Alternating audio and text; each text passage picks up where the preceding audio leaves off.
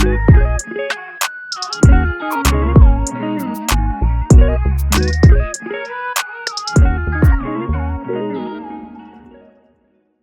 needs to do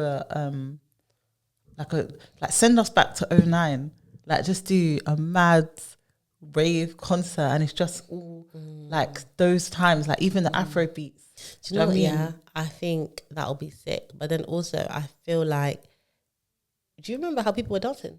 How the guys were skanking? They'll be sweating. Yeah, we was doing it in heels. We was skanking in heels. Like, no, it's actually crazy. I was so slim, you know. I was toned. I didn't even know why. Why wouldn't you when you're wearing these aggressively tall High heels, yeah? I know. And you're doing migraine scat. You're doing literally squats. going to your literally You're go doing to the squats. floor. Like it was exercise. It was exercise. Oh, No to be young. way. But someone needs to bring that back. We need like a young uni house or something. Literally, like Uni House needs to make a revival and just come and do it. Yeah. What was the other one? Coach party. Yeah, coach party. Yeah. Freshers jam. Good times, man. Good times. Take me back. The best year was actually 08, but you wouldn't know. I wouldn't. You was just at school. I was still, I wasn't. Just You're at right. school. We didn't go to high school together. You went with my brother. Because she's older than me. Also, hi, if it was your intro, so that I can talk all the rubbish I want to talk quickly. Okay. Hey, this is Lola, but you can call me Lola if you like. Hi, this is Velisa, and you can call me Velisa if you want. And this is the Everybody Hates HR podcast, episode 120. We're back, just like we said we would be. So before we get into real things, I've been catching up on the Real Housewives of Atlanta. They had the reunion, and I don't know if I'm just not into it anymore. Which season are you on? The most recent one. Oh, okay. You're on the one with with Phaedra, and where Kenya obviously got kicked out halfway through the season. And it wasn't great. I just thought it was a bit. Next season though, Kim and Sheree are coming back, so that should be quite interesting. Really? Yeah. I think it's really sad that you can have a lifelong friendship, that you come on the show, both have like Portia and Shamia. So sad. And then the friendship is just, it will never be the same again. So sad. It's actually not worth it. No. It's actually not worth it. And obviously we don't know everything that happened, but I feel like Shamia is definitely somebody who doesn't know how to let things go. And Portia is definitely someone who enjoys being the main star. Yeah. She is. And yeah, so the whole thing was really sad to see the deterioration of that friendship in real time. Very, very, very sad. So sad, so sad. I've been watching Next Gen actually. What's that? So Next Gen NYC is basically like a younger version of Real Housewives. So it's a lot of their children. Ooh. So Candy's daughter Riley is on it. I've heard. Yeah, Kim's daughter's on it. Kim Zoliak's daughter. Some from Salt Lake City. Are her and Riley friends? So what's the word? Reconnect. They reconnect on this. Yeah, because they used to be friends, and obviously they split apart when Kim and Candy stopped talking after Tardy for the Party. Don't be tardy for the party. Whoa. But yeah, it's quite good. It's a little bit frustrating to watch at times because Riley's the only black girl on it. And there's a few times where she feels like there's and she tries to address it and articulate herself as best as she can. And there's one guy in particular who isn't coming back for next season who just didn't really get it, which was a bit frustrating. But it's actually quite cool to watch the kids. Yeah, Riley spent like 14K in one night on her mum's credit card. The thing is, Riley, and Candy didn't even know. She didn't realise. May those sort of blessings find me. Riley was going to be spoiled from the beginning. Like, her mum is just super rich and actually likes her. But Candy's, I don't know if she's going to stick to it, but she said Riley has 1 year before she cuts her off financially. Oh, please. Cutting her off financially is going to be like, I'm going to buy you a house, I'm going to buy you a car, I'm going to buy you all the things, and then you just manage your money. With you. Yeah. It's not going to happen. Yeah, like she's going to have a trust fund and stuff. Like Todd, anyway, that's a separate situation. I'll say Todd's daughter, blah, blah, blah, blah. But one more thing, actually. I saw a TikTok that said, how does Todd feel that every time something goes wrong in someone's life, someone's there saying it's a scheme that Todd set up? There's so many like amazing one-liners from Atlanta in particular. It's amazing. I also started watching The Real Housewives of Lagos. Okay, I did one season and I gave up. Oh, okay. No, I watched the 2 seasons and the second season was very problematic. And the problem is, obviously, the first season was very authentic, more authentic, and then they all watched themselves. And you know, like how Nigerians are, yeah.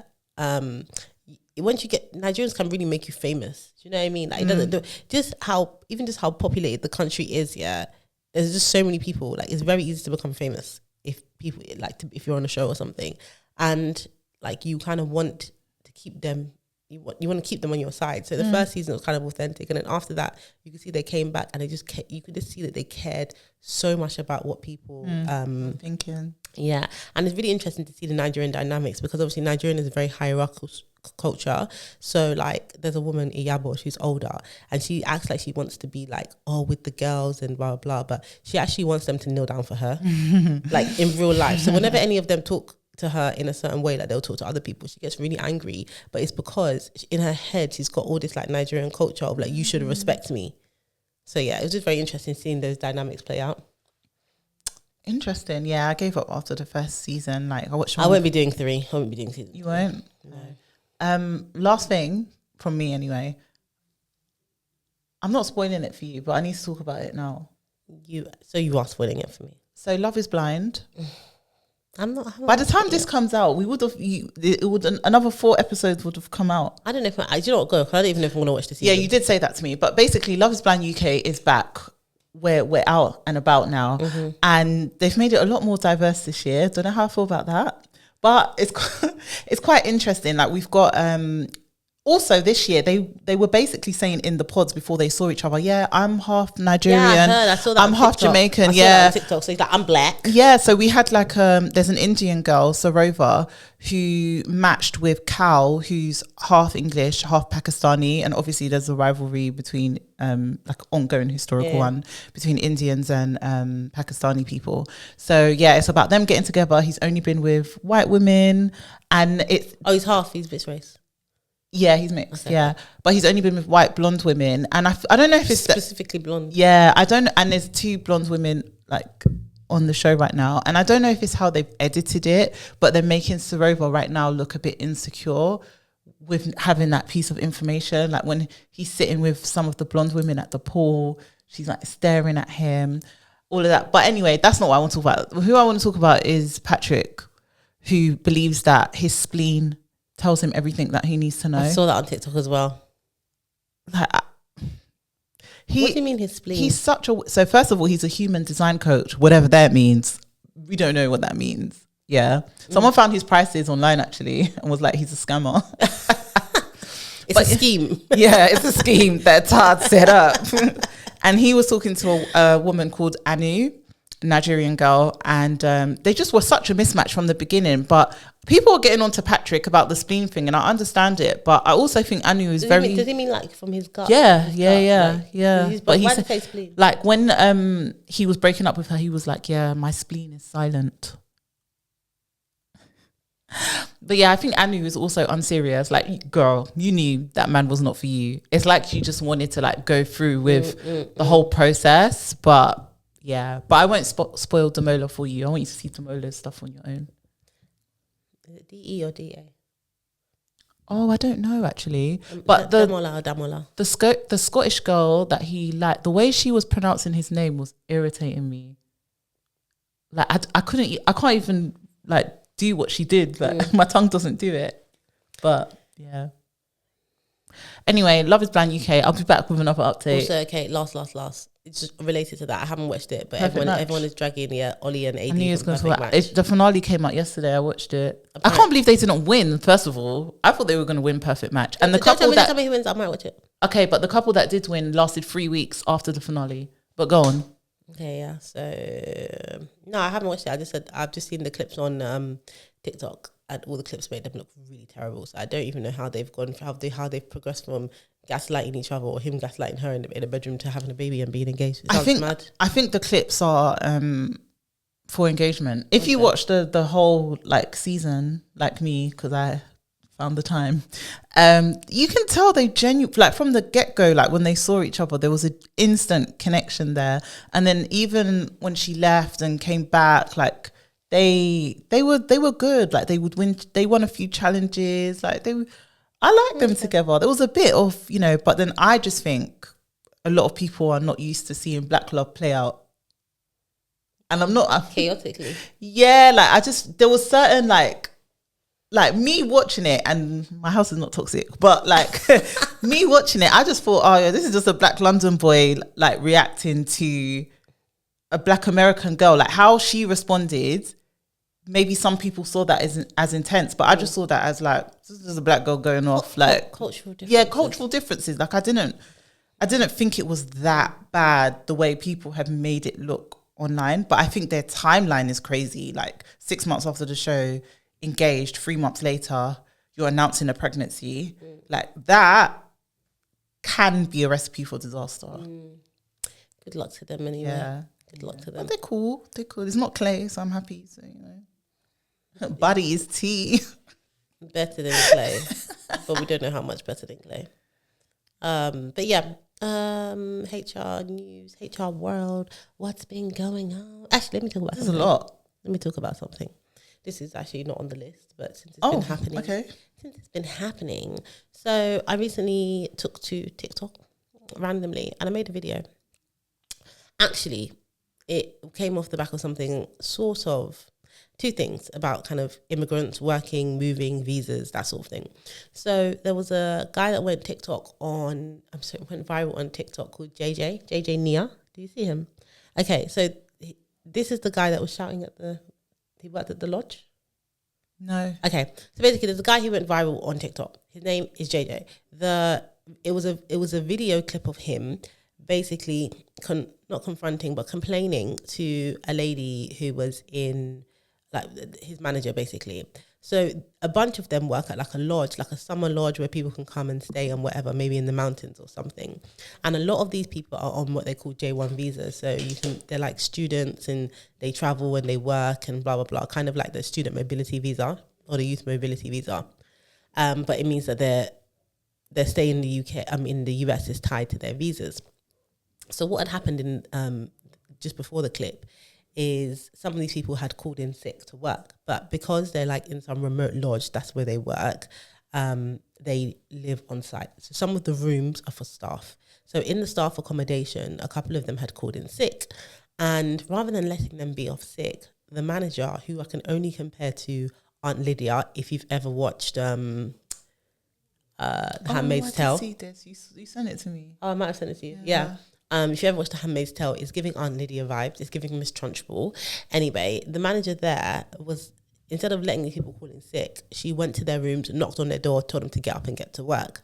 They were on this J1 visa. This JJ guy who works as a bartender, he went to, after he was like, what just happened was really like inappropriate. Number one, because I'm not working yet and I'm sleeping, so be mindful that we're not all on the same shift.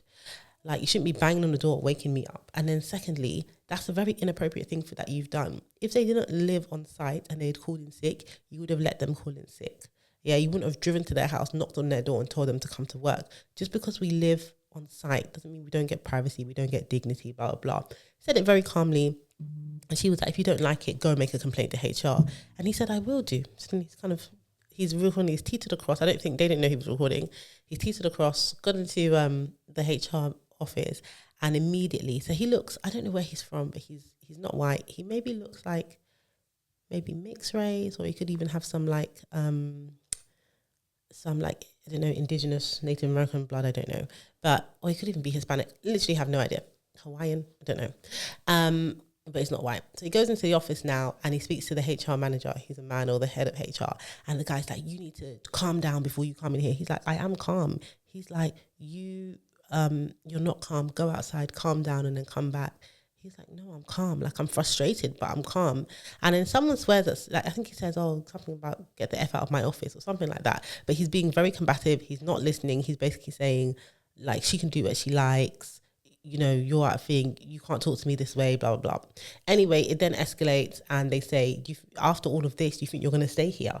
And then he starts, like, before all of that, he starts saying, you took these people, like, like rubbish. You always do it. I've seen it. I'm tired of watching it. You treat them like this because you know they're on J1 visas and they can't leave because they want to stay in the country, blah, blah, blah. So he's kind of advocating, he's not on a J1 visa, but he's advocating for other people that he has seen. Anyway, they fired him on the spot, like on camera. Yeah, he gets fired. They told him to pack his bags or whatever. So that's what's happened now. And since then, obviously the video's gone viral. That HR manager guy, or the whatever he is, he has been fired, or he's no longer working with them. And that guy he has no job, so he's trying to get work somewhere else. And it just reminded me, it's a very long story to say, like that's basically what happened, but he was basically sticking up for these other people that were on visas. And it reminded me a little bit of this case that we covered with that sonographer who worked at a company called Window to the Womb, when they were asking her to clean toilets and they basically said it was like, if she didn't do what they wanted, they would cancel her visa. And, you know, I think the title of the episode is It's Sponsorship, Not Slavery. So yeah, it reminded me of that. And it's just really still going on, and it happens all the time. And you could just tell that they recognize what he was saying, and you could tell that what he was saying was so genuine. And I just thought it was really sad. Number one, like, you imagine being the HR manager who swore at an employee, was so unprofessional. You thought you would never get caught. He caught it on camera. Like, what's happening with your career after that? Nothing. So it's just like, sometimes it just makes it really difficult for you to defend HR. Yeah. You know, there's some people that make it really difficult for you to defend HR. He's one of those. So yeah, it reminded me of that. And then I made a video about that. And then I also made a second video, which has gone a little bit crazy, about Nigerians and recruitment.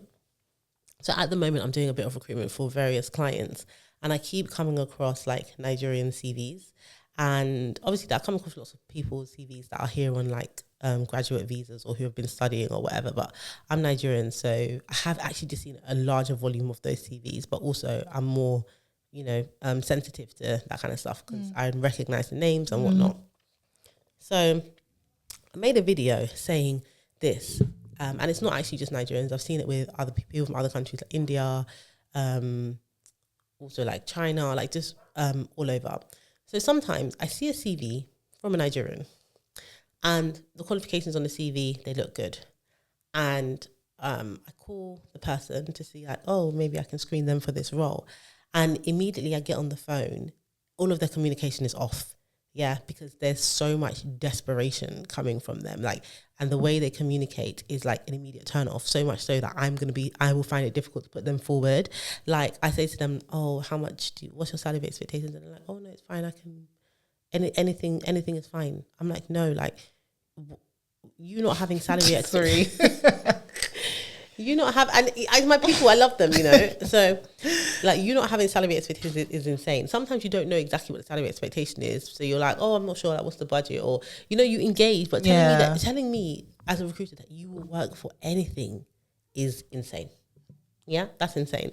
And then it's like, oh, this role is based here and maybe they're based somewhere else. It's fine, I can move anywhere, I can relocate.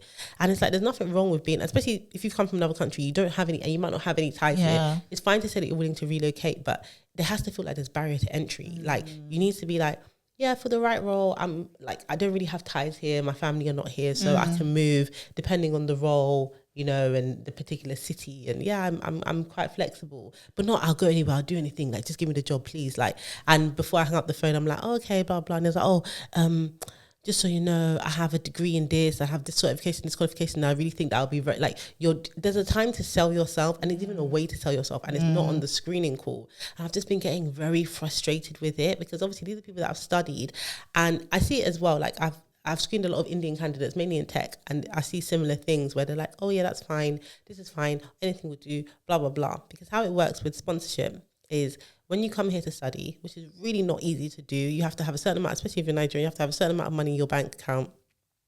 You have to get the money for school fees, which even here, like, who has money to go do a master's just like that? And then there's other things that you need to do. When you finish studying, you can get on a graduate visa, which gives you 2 years, maybe 2 and a bit years from when you graduate to work in the UK. The whole idea, whatever country you're from, if you need sponsorship and you don't have the right to work in the UK, you can work for 2 years. And in that 2 years, the idea is that you want a company to sponsor you. You want to find a company that's willing to sponsor you. So ideally, you find a company, you work on your graduate visa, maybe a year in, you've proved yourself and they really like you, and then they start the sponsorship process. So there's like, and without that, it's hard to stay in the country. So I understand kind of where the desperation comes from, but it's so palpable. It makes it difficult for me to do anything with them because I'm like, I can't put you forward because if I put you in front of a hiring manager, they're going to think you're a yes man.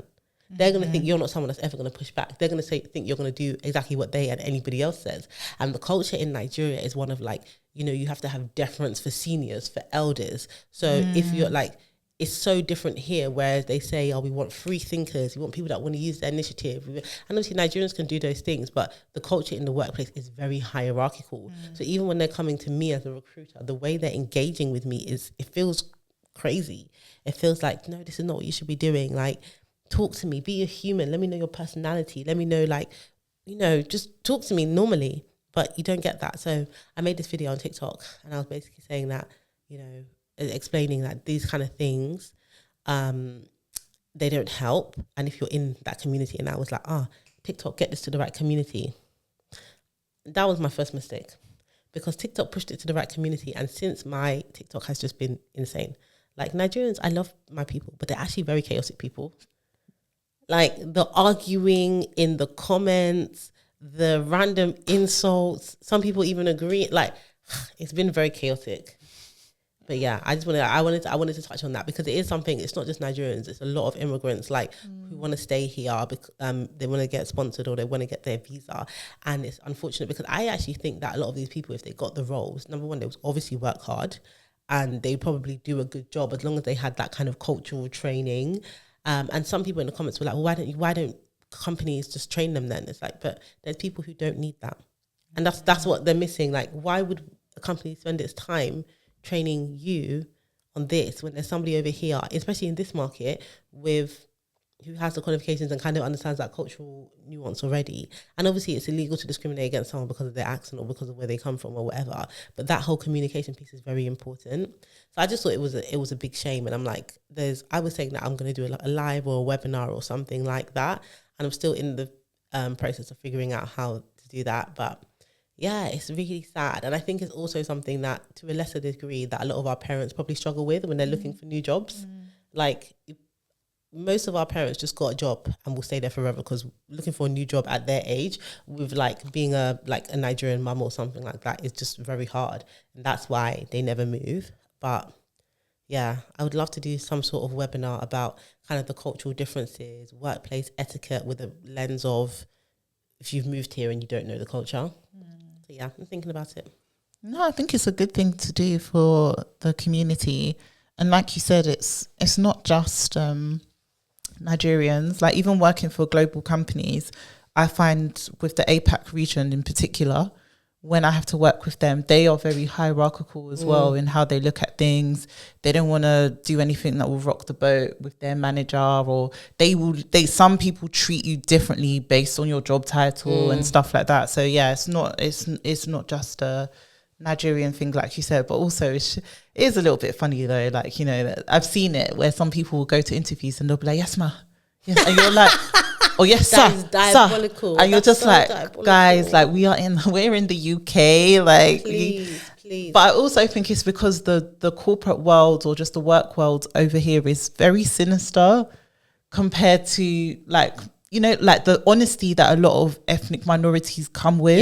Yeah. When they come to this country, they don't need the honesty from you. Like they don't need it, they don't want it. Like we know as British born people that when you go to an interview, there's a way that you talk about your truth. And I just think a lot of ethnic minorities are just too truthful about certain things, and it just doesn't work in their favor. Yeah, but it's so sad because obviously they've done all the study and they have the qualifications. Communication is part of it, but yeah, it is a bit sad, and some of it is just a bit hilarious, to be honest, especially because I'm Nigerian. Like I actually understand like where it comes from and I understand a lot of it. It's culture. Like it's culture. When some of it's just insane though. Yeah, like when I do calls like with people who need HR advice, etc., I get a lot of Black people, I get a lot of Nigerians, and I get a lot of people who are not from London. So it's usually like,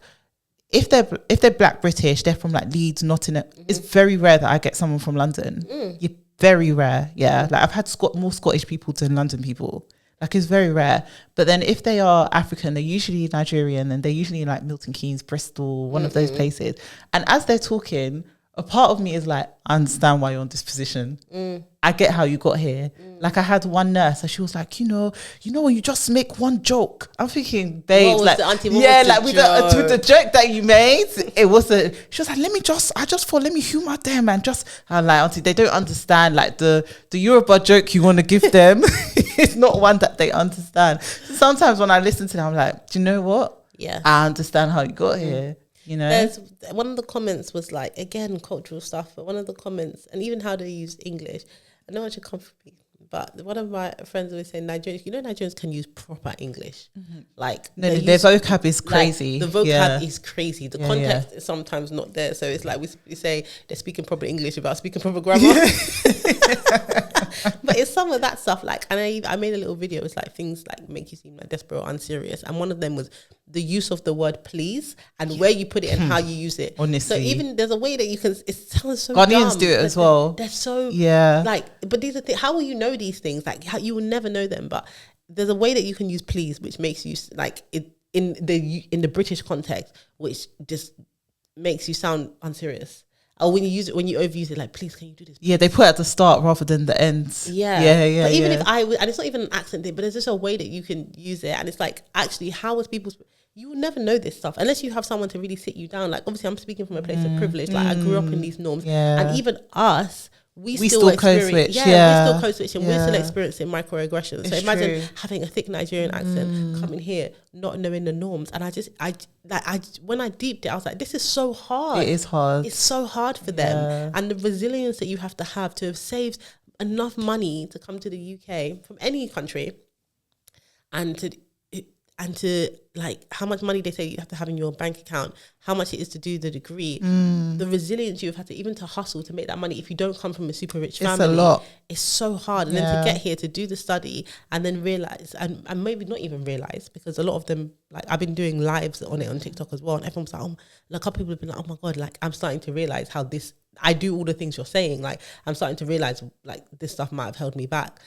But you're doing all these things, you're working hard, and you maybe don't even realize that the things that you need to know, there's no one there to teach you. You don't know what you don't know. So I just thought like, it would be good to do something around that. But it's just very chaotic. It's very chaotic. Like imagine making the video I made about, you're coming across as maybe a little bit desperate, blah, blah, blah. And then I open my DMs and I've got 20 DMs of saying, please, can you help me to get a job? And I'm like, that's the point. Like literally the point you're trying to make. That's the point. One guy came to list all the qualifications he had to me and said that I know that I'll be suitable to do anything. You probably won't be suitable to do anything. So it's just very hard. And it's so key. Like when you work in not just the UK, but sticking to the UK, when you work in the UK, communication, being able to collaborate, being able to influence, all of these, being able to push back, to challenge, all of these things are so important. And it's not always about your technical ability. Like they always say in the tech industry, engineers who know how to lead and communicate are unicorns, because a lot of them just know how to put their head down and code. So when you do find the ones that know how to communicate and lead, they are everybody knows and loves them.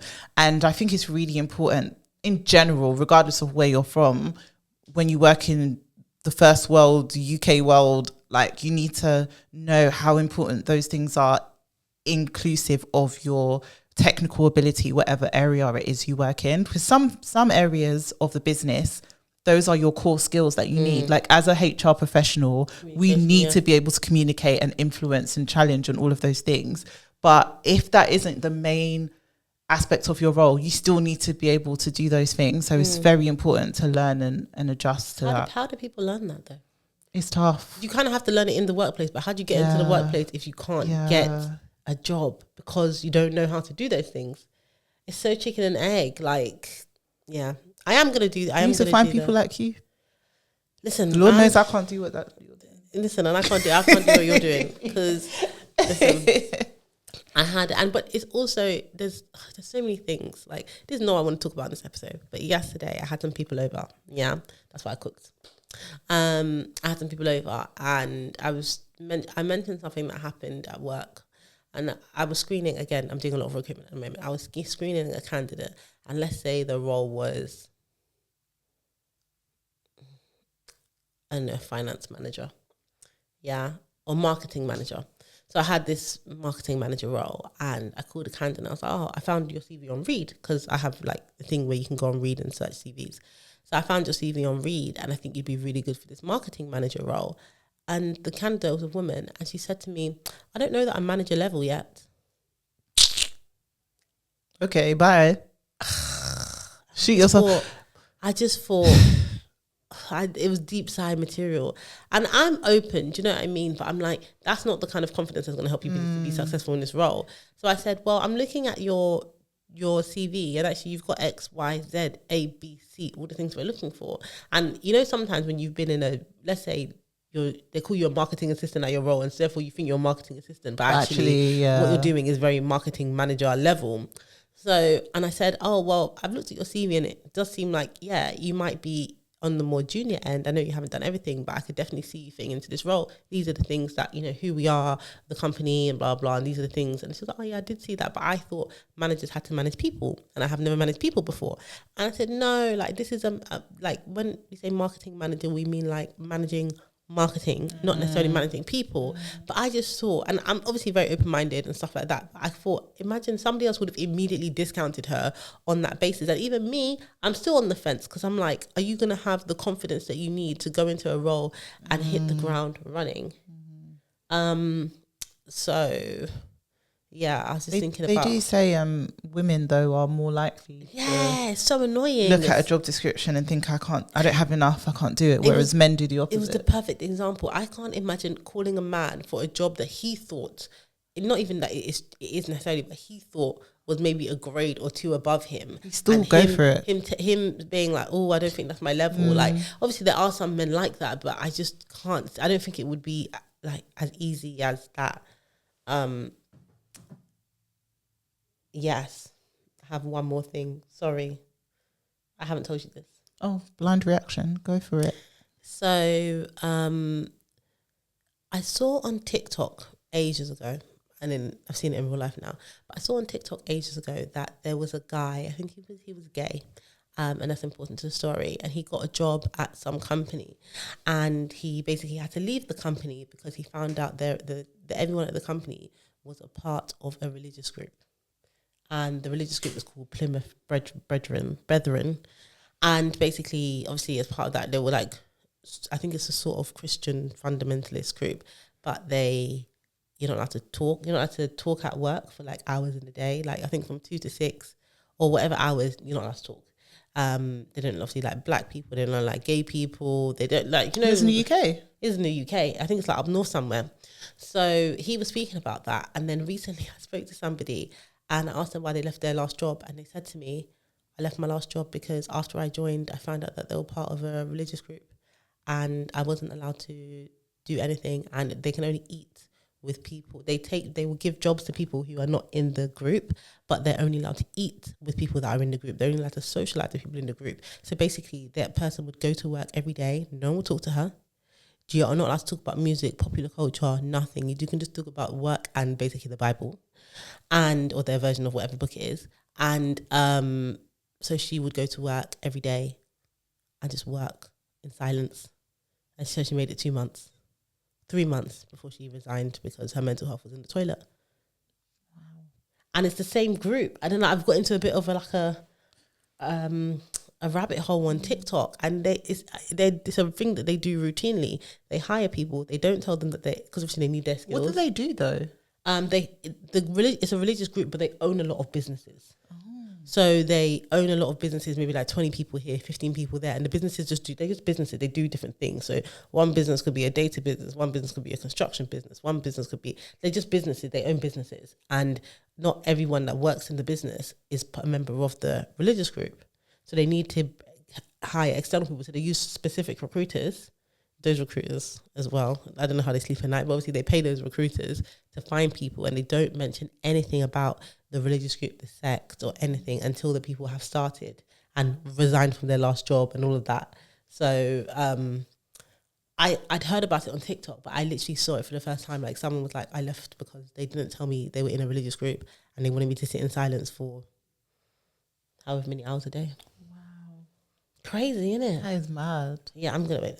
Find it. That's so scary as well. So scary. So scary. So when I have questions, like, so when people are applying for the job, do they know that at that time, or do they find out once they join? No, because it's not a job at the religious group. It's like, let's say the religious group owns a HR company, so they apply for a job at the HR. No.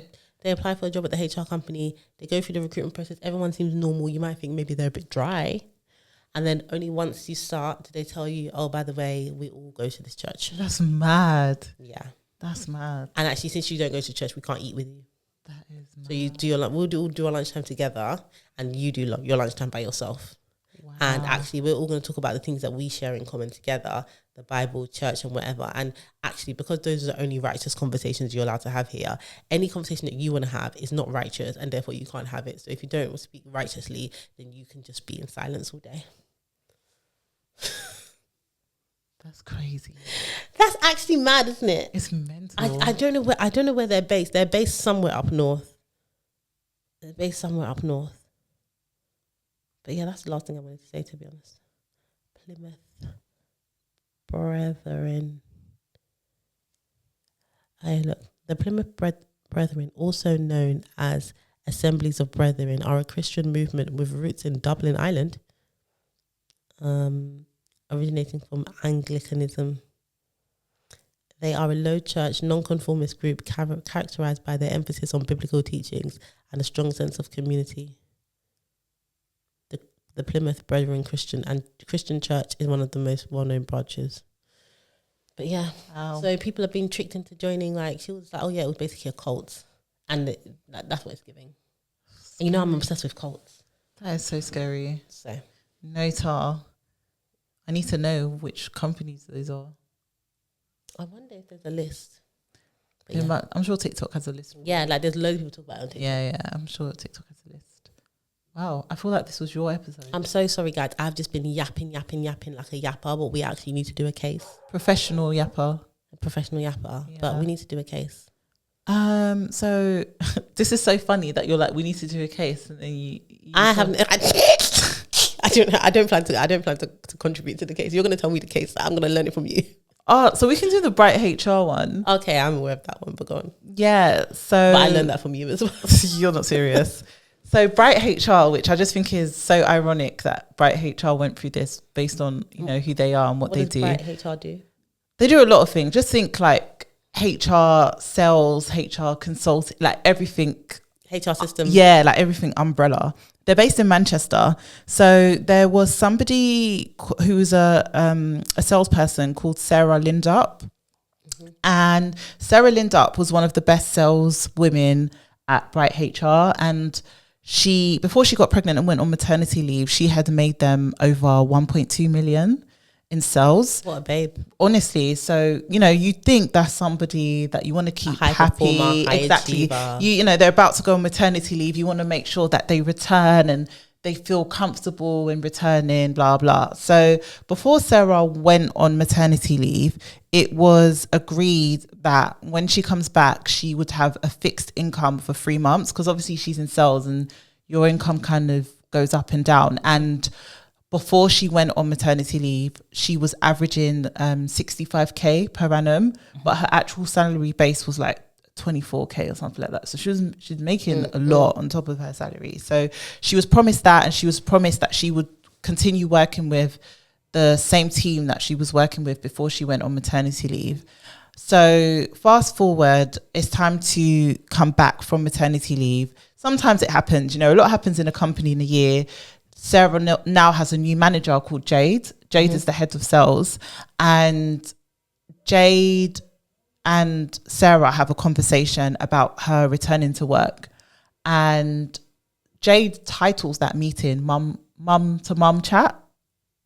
First of all, is what mum to mum chat. Mum to mum chat is what she calls the meeting. That's crazy. Yeah. So and manipulative. It is. But in my head, you know, if my manager put a mum to mum chat, you would assume that's because she's trying to say that she's understanding of you coming back from maternity leave. I would assume it was like, do you need anything from me as a mother? Like, I understand. You think she's got understanding and supportive. Yeah. So Sarah goes to that meeting and, you know, she's basically told by Jade that all the promises that were made to her before she went on maternity leave are no longer existing. So she doesn't have the fixed 3 months. She's not returning to the same team she was on.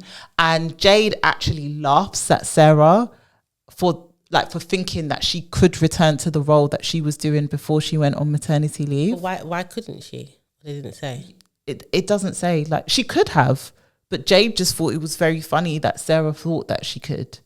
So there's obviously a loss of earnings there, etc. Sarah raises a grievance. It's dealt with, but it's not upheld. It is what it is. She goes all the way to employment tribunal and she wins on unfair dismissal. Good. Constructive dismissal and maternity discrimination. And no, I think it was maternity discrimination only. And it hasn't been disclosed how much she's won yet. Like, it's her remediation still being decided. But she won. And the bit for me that I'm like, wow. So this all happened in 2022. Obviously, fast forward into 2025, it's now coming out that she's won the case. I went to Jade's LinkedIn, so the head of sales, who laughed at her and caused all of this mess. And she got promoted like during the thick of employment tribunal. She probably said she was going to leave. She got promoted to director of sales. And I just thought, wow. So as a company, this person literally has thrown you into employment tribunal. You know why you're there. You know she's the reason why you're there. And you have promoted her in the midst of that. I think a lot of companies, like the person who was promoting her, probably, you know, having to go through the tribunal, probably didn't want to feel like they were blaming her. They don't want to lose her. But also, obviously, by the time we see the tribunal, the judge has really broken it down and said, oh, I think this was true. I think this was a lie. I think this was good. I think this was bad. But when you're just giving the voiceover, she probably said, oh yeah, she was just being sensitive, blah, blah, blah. But she got promoted while they were in employment tribunal. But that's what I mean. That's mad. But the people the only people who really know what's happening in the employment tribunal are those who are involved and the lawyers. Yeah. At the end, when we get the summary and the judge has really broken it down, that's very different to what you could easily tell. Like, I could be telling internally, you can say anything. Until you sit down and you give your evidence, you do your witness statements, like internally you could be saying anything. And especially if you think someone's going to leave and the other person that you had who was billing 1.2 million is also gone now. So it's probably out of trying to preserve the relationship. It's all crazy. And then, so I did this case on my TikTok and Instagram and I got quite a few DMs about Bright HR and people from Manchester. What they're saying? So somebody said that Bright HR is known as one of the workplaces in Manchester not to work for. Really? Yeah, like don't go there kind of thing. Somebody else, oh yeah, here it is. Yeah, someone said, I had a friend who worked at Bright HR briefly and one of the heads of department used to regularly ban their team from using the coffee machine because they didn't hit their targets. Is coffee a perk? That's crazy. Yeah. Then someone said, Bright HR, ironically, is a walk-in HR issue. I work in Manchester and is literally known to be one of the most toxic workplaces to avoid at all costs. That's very embarrassing for a HR-related company. It's terrible, isn't it? It's terrible. Because they also do consulting, right? Like they'll give you advice on ER It's matters. terrible. It's really bad. It's really bad. But hey-ho. So how much was one? It hasn't come out how much she's won yet. Yeah. People are speculating, saying it's going to be around 55 to 60K, but we'll see. Yeah. But also, I was going to say, don't you think it's crazy that you can make a company 1.2 million in sales and only take home? Yeah, that's mental. That's mental. Insane. Like, I know the business has overheads, but billing 1.2 million is actually crazy. That's a lot. That's a lot. She should definitely on 1.2 million be taking home more than 65. Yeah, she should. That commission structure must be crap. Must be literally terrible. Yeah, my selling Sunset would never. Yeah, it's crazy. That's less than 1%. Yeah, should be in the 6 figures at least. Crazy. So that's what these companies stay doing, you know. But yeah, that was very HR. It was a very HR episode. A lot of me talking. Don't worry, in the next one I'll be quiet. I'll just let Velisa take the stage. I didn't ask for that. Thank you guys for kicking it with us. Like, comment, subscribe, all that good stuff. That's a wrap, guys. Bye.